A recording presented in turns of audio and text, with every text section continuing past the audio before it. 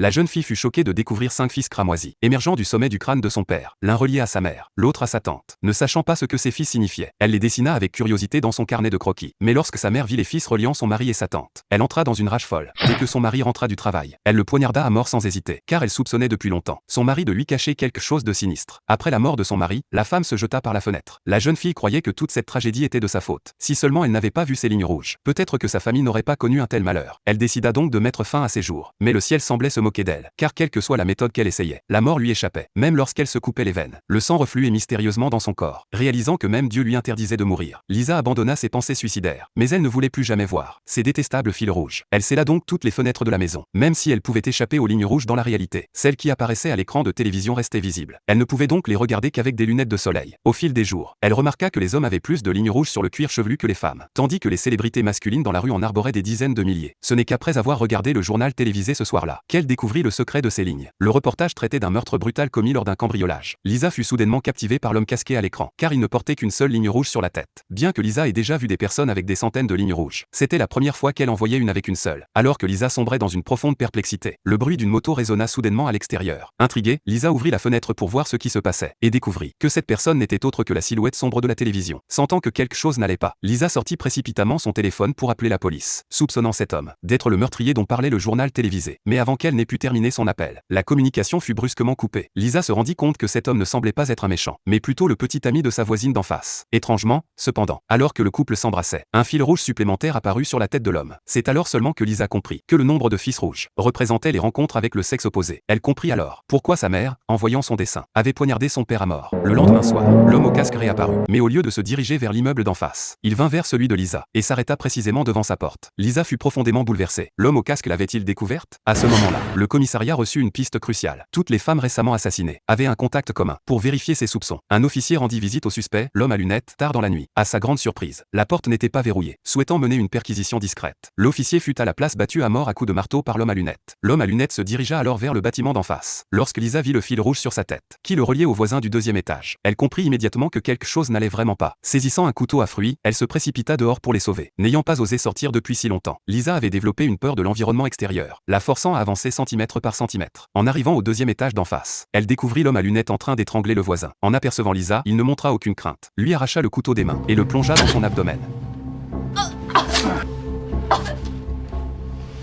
Heureusement, comme l'appel de l'officier chargé de l'enquête resta sans réponse, un autre officier arriva rapidement pour lui venir en aide. Mais à ce moment-là, il entendit soudainement des bruits de lutte provenant de l'autre côté de la rue. En voyant l'agression de l'homme à lunettes, l'agent a pointé son arme, prêt à tirer. À son insu, la blessure à l'abdomen de Lisa était déjà irrémédiablement guérie. Avant que l'homme à lunettes n'ait pu réagir, Lisa l'a